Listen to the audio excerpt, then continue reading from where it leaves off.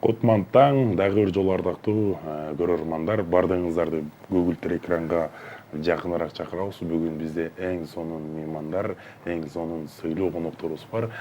Чекесинен тааныштырып өтсөк, Медетканов Бек байкебиз жана ошондой эле Досунбаев Эрлан байкебиз. Саламатсыздарбы? Саламатсыздарбы. Кутмандуу таңыңыздар менен. Баягы кыргызда айтылган жакшы макал бар эмеспи? Жаңырылбас жаак болбосун, мүдүрүлбөс туяк болбосун дегендей. Кечирим сурайм эгерде туура эмес айтылган болсом. Негизи баягы ар адам, баягы ар биз бул берүүгө негизи ар тармактагы адамдарды чакырабыз. Врачтар келет, мугалимдер келет, анан алар баягы таңды башкача тосушат да. Сиздер алардан айырмаланып, башка кесип көйлөрдөн айырмаланып, таңды кандай тососуздар? Эмне менен биринчи бисмилла дегенде эмнеден баштайсыздар? Мен бисмилла деген жооп берейин. Бисмилла деген ачык айтам. Көбүнчөдөн биз ырчылар таңды көрбөй деле калабыз көп учурда. Көп учурда мен уйку менен өтүп кетет. Анан шашпай туруп 11лерде ойгондо анан акырындан жылмаланып ишти баштайм да. Шашпай 11. Ошондо да 11де, Үйрөң бараң таң атпай 11де дейт. Эрлан байке сизчи? негизи ошо жалпы эле ошо ырчылар Жана Бек байке айтты эле таң атпай туруп бир 11 килограмм чуркап эле. жок андай. Ошондой кылабыз деп кыла албай жүрөбүз. Анан да эрте тура албайбыз, кечинде тойдон кеч келип калабыз. Кеч турганга туура келип калат да. Ушундай эфирлерде анан аябай маанилүү иштерде эле эрте турбасак турбайбыз делесиң анда. Бүгүн мага рахматыңыздарды айтсаңыздар болот экен. Себеп дегенде баягы Алла таалам айткан экен, ким күн менен кошо турса, ошол адамга баягы рызкы молураак. Уктап жаткан адамдарга караганда ал адамга көбүрөөк рызкы чачылат экен да. Анан бүгүн биз Пирамида телеканалы себепкер болуп, рызкы көбүрөөк чачылып калыптыр дегенде. Мисалы, чыгармачылык деген эмне сиздер үчүн? Сиздерге ушундай суроо берейинчи, мисалы. Кандай түшүнөсүздөр? Кээ ар кандай түшүнөт? Мисалы, сиздер үчүн баягы кесиппи же жөн эле хоббиби же убактылуу нерсеби? Чыгармачылыкты ар кандай түшүнүп алышат. Мунун түрлөрү көп. Мисалы, шоу-бизнес бар. Чыгармачылык иши деген бул башка.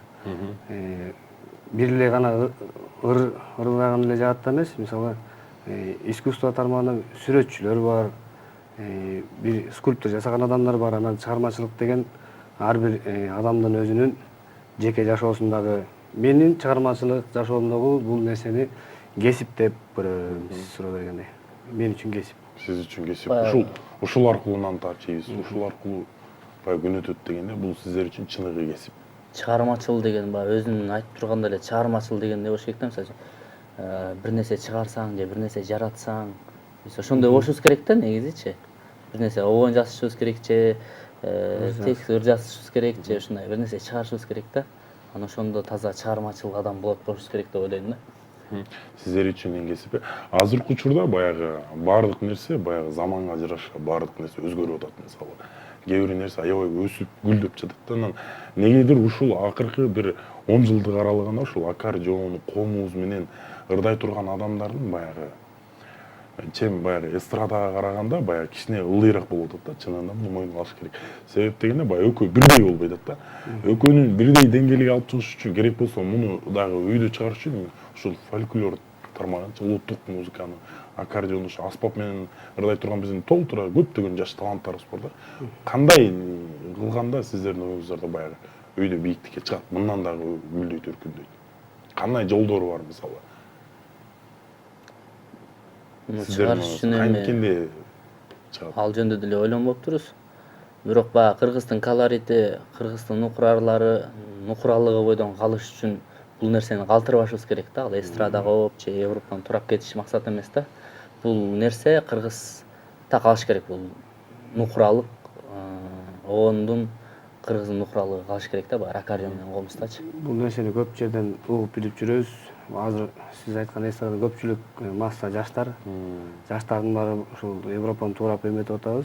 Аракет ошондо көпчүлүк масса ошондой Европаны туурап кетип атышат. Бирок бул нерсе өчпөй турганы, бул нерсенин түбөлүккө кете турганы аяк жагы бар. Анткени өзүңүзгө эле маалым болгон, далил болгондой эле ушул күнгө чейин Рыспай атабыздын, ушул күнгө чейин эле Муса Атаев Омаров аталарыбыздын ырлары, күүлөрү жашап келген. Жашай да берет. Сиз айтып аткан эстраданын ырлары 1 жыл, 2 жыл ашып кетсе өзүнүн популярдуулугун кармаса, андан кийин жоготуп коет да. Бир агайым айткан эле, азыркы ырчылардын баардыгы бул лампочка деп айткан да, мындай айткандачы. Эмнеге дегенде жандырып койсоң жанат, өчүрүп койсоң өчүп калат депчи. Ал эми жанагы айтып аткан эски кайрыктар ушул биздин Кыргыздын нукуралык ырлары бул биздин күнгө эсептесек болот да. Эч убакта электрический калбайт, турат да. Жарыгын берип турат. Эң туура, эң жакшы сөз болду. Анан бизде дагы баягы кыргыздын эң сонун сөзү бар. Аккан арыктан суу агат дегендей. Бизде эмне деген залкар инсандар өткөн. Рыспай атабыз өткөн.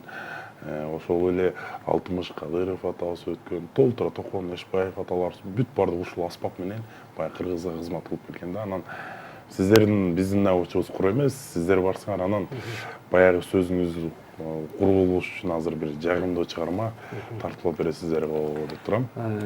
Башталган деле. Таң атпай. Эрлан байке баягы Акайдан арман Рыспайды элестетип, Рыспай атабыздан бир чыгарма. Сагын болсун ары эле.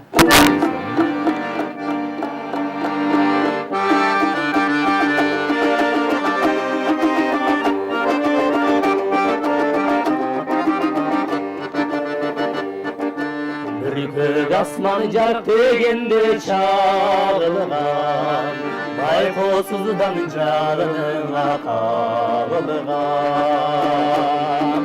Бүтер кимди курчап алып махаббат-ай, жалгыз сенин элесиңди жаныңан. Азыр мен да ойлоп сени жатамын, ошол күндөр бүткөнүңдү канымда.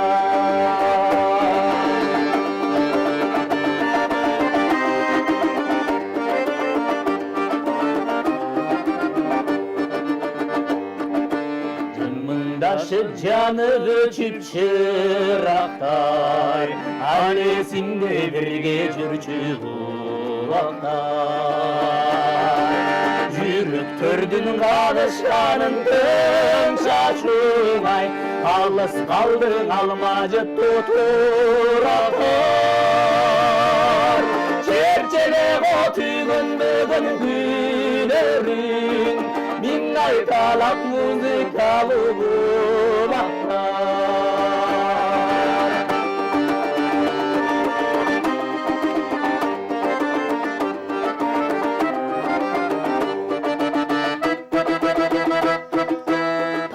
Такыр махаббаттын айласын, сагындым мен жолукчу күн айбашын. Мурункудай күтүп жүрөм азырдан ай, булбул куштун терезеңден сайрашын. Ар убакта жолукчу элек бакчадан, айчидеги асыл кечим койдасың. Ар убакта жолукчу элек бакчадан, айчидеги асыл кечим койдасың.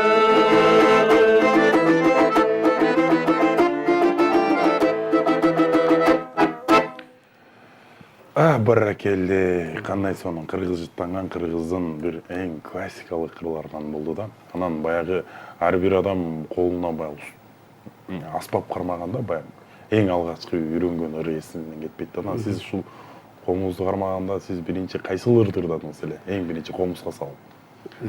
Мен чынын айтканда бул комузду аккордеонго коштоп эле мындай ушундай Эрлан жанымда жүргөндө эле чертип ырдап анан көбүнчө ошол окууга барганда талап кылат да, элдик ырдоо бөлүмүндө окуйм да. Анан ошондо ырдаш керек болуп калып эле комуз кармалып калбаса, көпчүлүк учурда ушул аккордеондо башка аспаптарда ырдайм, бирок сиз сурап бергендей нарындан жазган саламатты ырдагам да.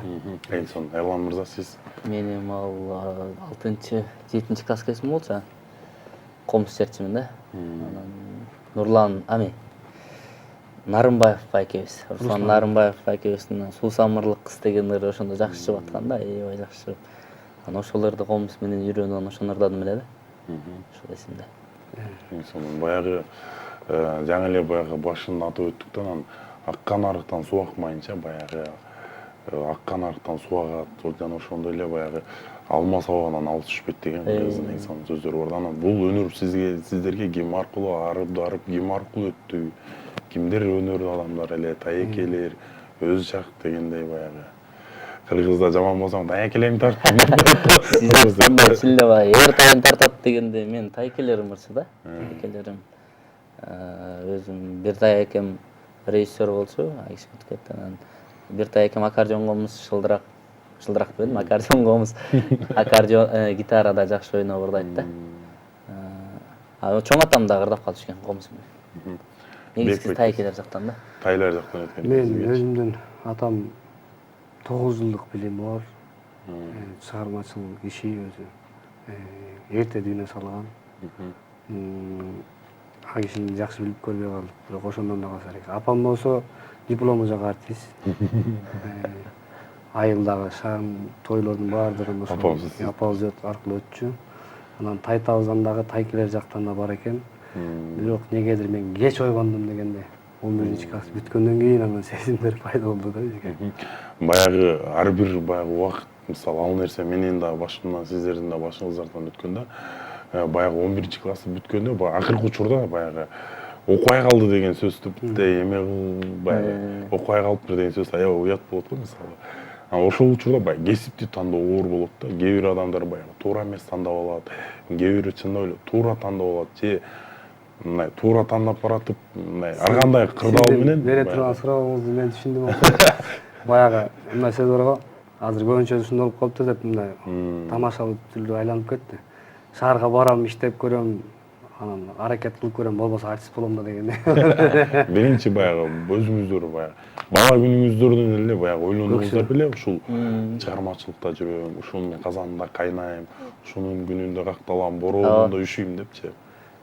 Бул Эрланды анткени кичинекей кезинде мен Эрланды жакшы билем да. Жанында көп жылдан бери доспуз, анткени бул мектепте окуп жүргөн кезде эле Турцияга барып алтын медаль алып келгендерин жакшы билем да. Дипломдору бар эми. Ошол кезде ушул комуз менен кармап көп кырдачу. Меники 11-класста ушул аяктап аткан кезде ойгонду сезимдерчи. Анан Эрлан атайын ушул музыканы тапшырам деп жөнүн чуркап келип тапшырган. Анан мен чындап шаарга келип ушул окууга тапшырып калдым. Ошол себептерден. Анан музыканын жан дүйнөсүнө ушунчалык киргенден кийин мен мындай айта алам, музыканы жакшы түшүнүп кирип кеткен адам эч убакта бул нерсени таштап кете албайт экен да.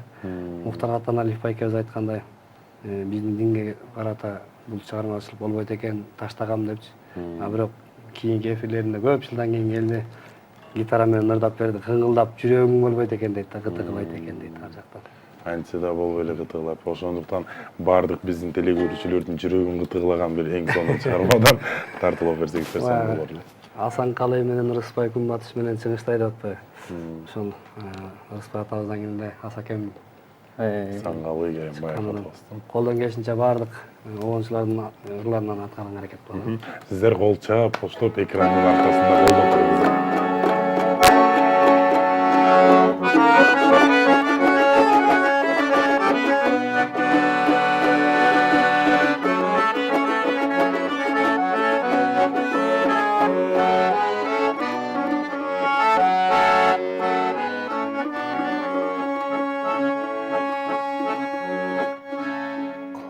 Can erken,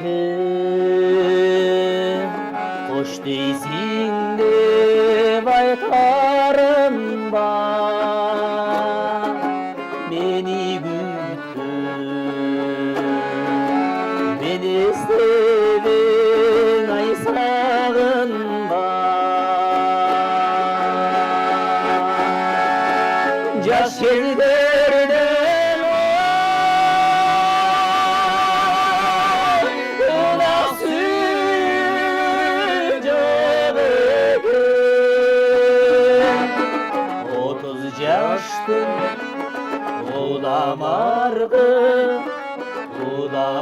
Udamargın icadında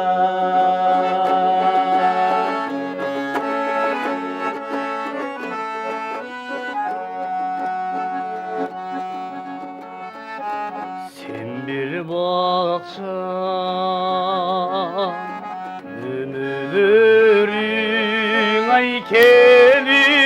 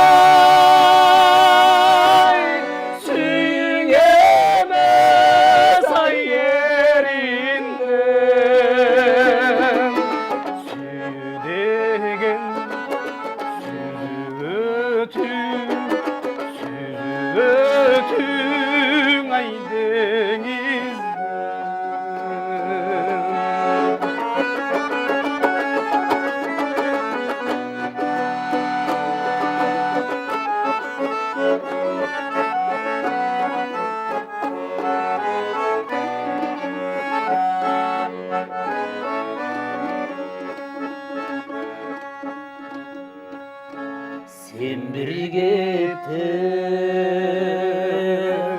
boşun karın ay tün ötkün unutulgan uçar zaman ay tün ötkün südegen ay süğemez ay yerinde südegen ot çaçışın ay yürekten südegen ay süğemez ay yerinde südegen süzü ötün ay denizde süzü ötün ay denizde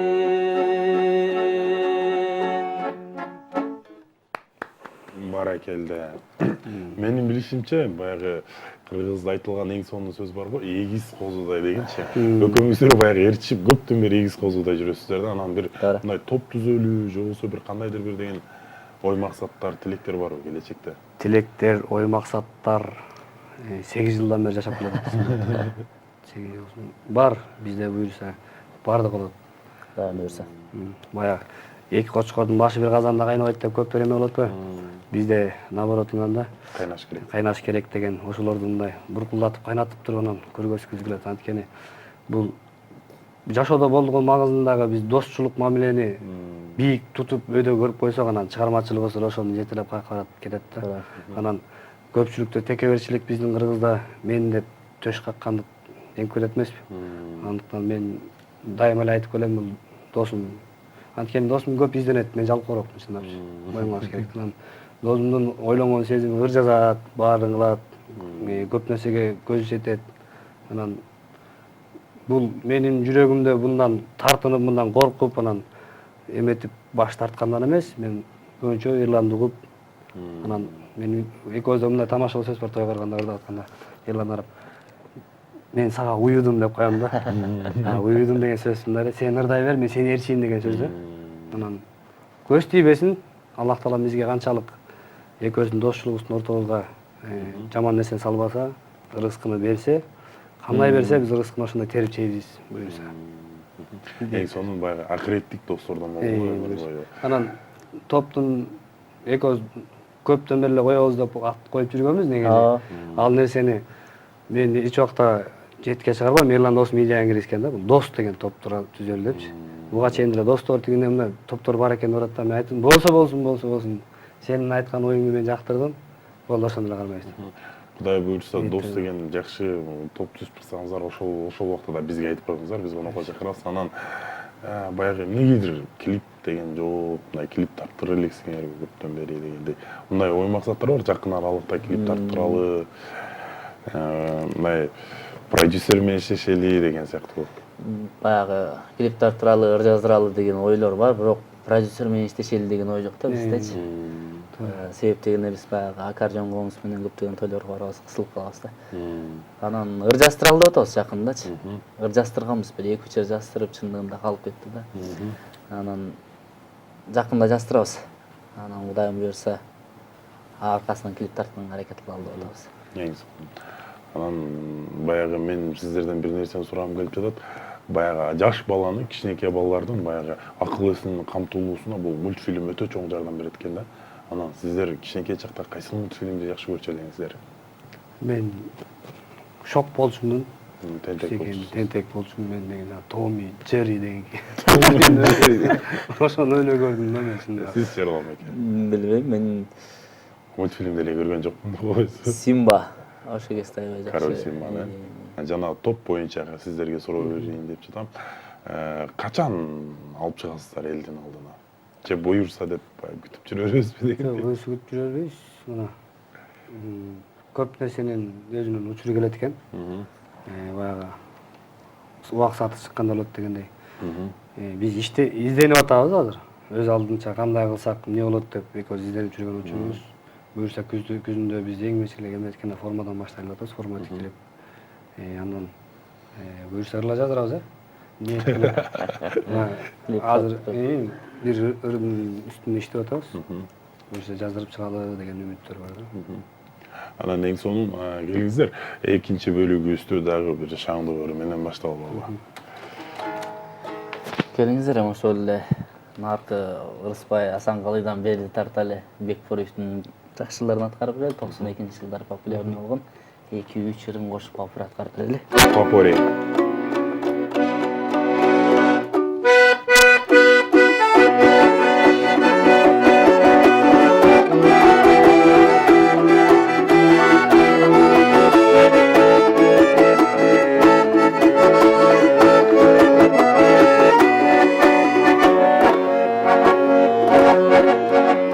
Kızıramın sağa, kızım soluk güneş, kızım gülüm sen benim. Ay ay ay. Geçerimden görsem kızıgan alem, sulu sevgim sen benim. Ay ay ay ay. Geçi gelsen mi gelsen da yürüdün gök kızlardan aralaş. Ay ay ay. Gökçü gitti kızıktır at senin, hiç gözündu cümbeli. Delvirma delvirim, ay ay ay. Delvirma delvirim, ay ay ay ay. Sensin benim delvirim, ay ay ay. Delvirim, ay delvirim.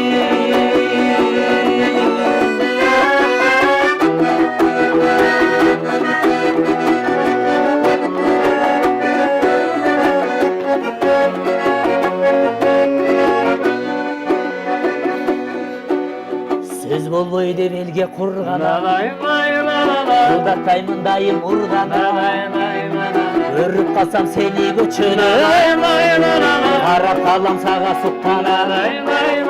Тиктеп калам сага суктана, шыгырайбын сага булуга. Келчи гүлүм мага, келчи гүлүм мага, келчи сүйүм мага, келчи жынгала.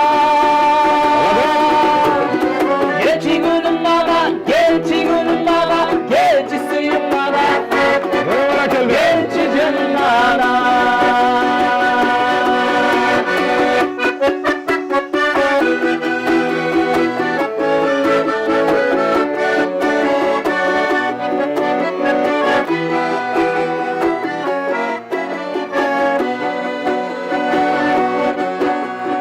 Sultanım sultanımın Çarşı laylanara, ukmuşlar caz görkümü, gelme sağana, gelme sağana. Ay ay ay ay, tarttım bay verdi karap, gülçü canım bir kucaktan yüzümde, süyçü canım, tümeni suyum olup, yürüçü canım, yürüçü canımda.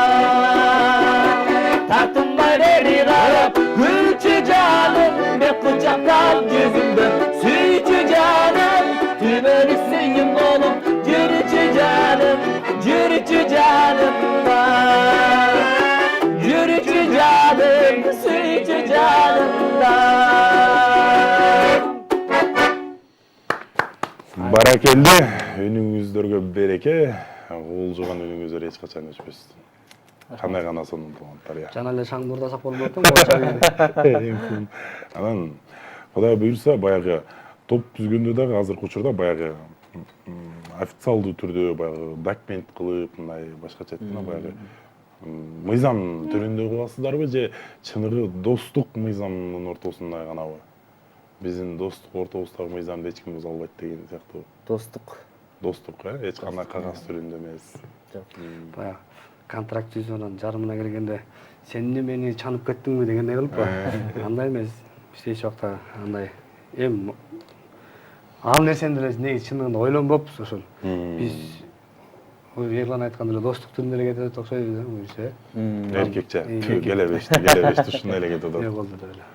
Жанагы мурун көрүп калгандар эки мур дагы эле ажыраша элексиңерби дегендей. Дагы эле ажыраша элексиңерби. Ушул училищеде окуп жүргөндө балдар көрүп алып мынтип коет. Айран бирөөңөр кыз болуп калгандан эмне дейт. Бирөөңөр кыз болуп калгандан эмне дегендей болуп. Көз тийбесин. Көрө албагандардын көзү көр топурак десең. Эң сонун мисалы экөөңүздөр баягы адамдын баягы жылдыздын келишмейинче мисалы жаңы таңып койсо да баягы чогуу жүрө албайсыздар да, анан бири-бириңиздердин кайсыл сапатыңыздарды баалайсыздар? Мен Ерландын жөнөкөйлүгүн баалайм. Анан Ерлан өзү бир мүнөздүү жигит. Мындай ушунчалык бир адам менен жакшы мамиледе болду, андан кайтпайт да. Анан ким буга кандай мамиле жасаса, бул ошону мамиледен. Эгер жакшылык кылса, бул эки эсе ашыра берет. Жамандык кылса айтпай эле койгон өзү эле. Анан мен ушундай сапаттарын жакшы көрөм. Анан биздин достук ушунчалык келген себеби биз экөөбүз бири-бирибизден эч нерсе аябайбыз да. Анан бизде деген сеники, анан меники деген эме жок ортобузда. Эң сонун Эрлан мырза, сизчи Бекбакенин көп эле жаман жагы бар го. Мени бир мактач. Бул Бек эми чындыгында эки адам да тең бир мүнөз болмайынча жакын болбойт болчу чындыгында да. Бек өзү жөнөкөй. Анан кандай десем, Бек менен сүйлөшүш, Бек менен бир нерсени кеңешиш, Бек менен иш алып барыш жеңилирээк.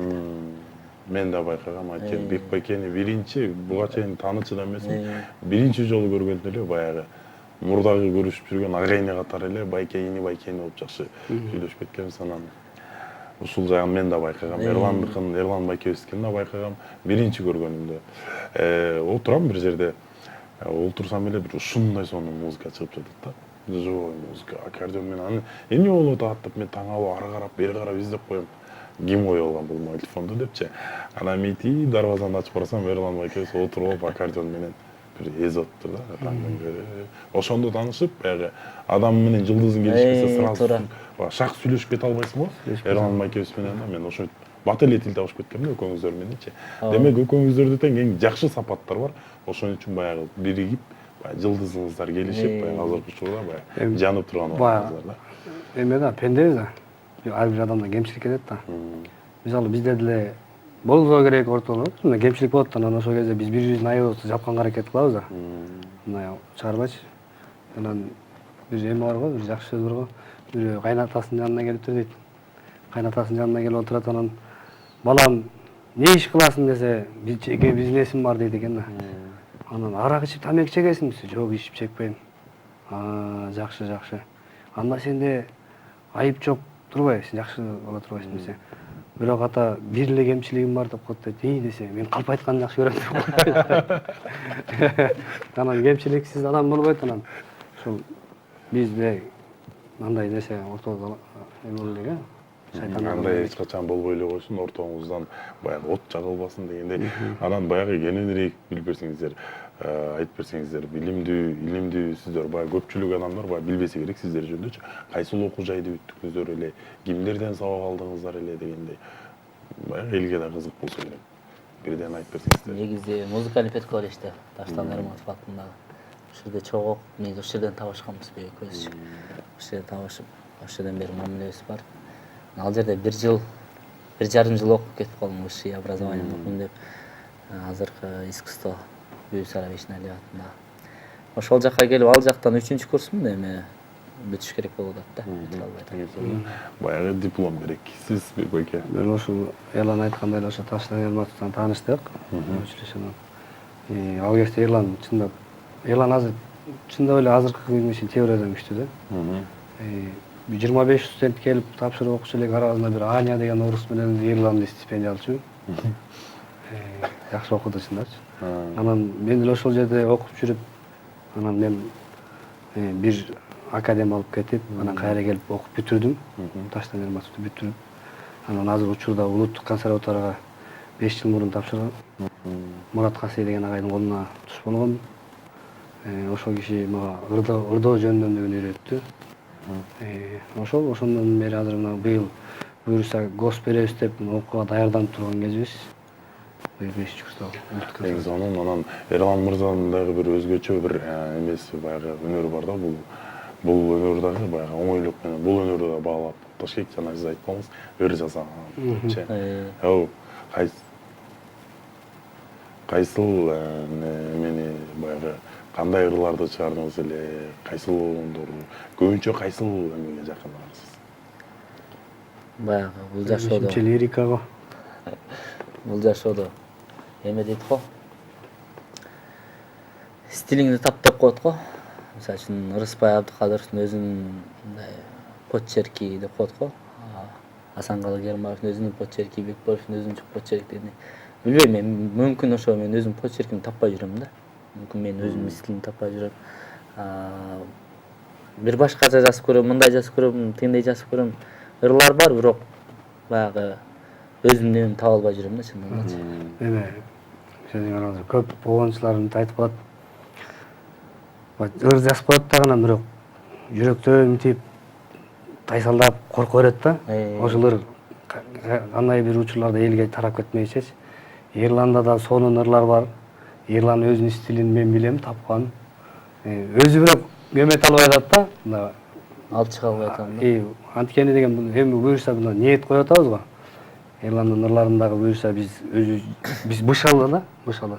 Бышып жетилгенден кийин анан Эрландын ырларын буюрса жаздырып, элге жеткирип буюрса. Жанагы Тимомбай Колдош айткандай, мен өзүмдүн профессиям башка, мен өзүм мугалиммин, анан мен бир ыр жазып койдум, көрсөңөр деп эле берип атпайбы. Анан Эрланда көп тажрыйбалар бар. Ырлары мага жагат. Анан азыр чындап эле тартынып коет да көп жерденчи. Эрлан ушундай ырыңды ырдап койчу десең эле тартынып эметип коет да. Сонун ырлар бар. Негизи баягы ыр жазган акындар, ушундай оңчулар негизи башын аябай тартынчаак болушат да. Элге көрсөтпөй, кызганышып, алып чыгып окуйын десең эле колуңан жулак алып барактап окуй эле койчу депчи. Негизи ал нерсенин болуп тургандыгы абдан жакшы. Анан азыркы учурда баягы убакыт деген абдан учкан куш экен. Байкелер, сиздерге келип бергендигиңиздер үчүн чоң ыраазычылык билдиребиз. Үй бүлөлүк бакыт бар болуңуздар, жылдызыңыздар ар дайым жанып турсун. Бүгүн сиздерде биз эң сонун байкелерибиз болду.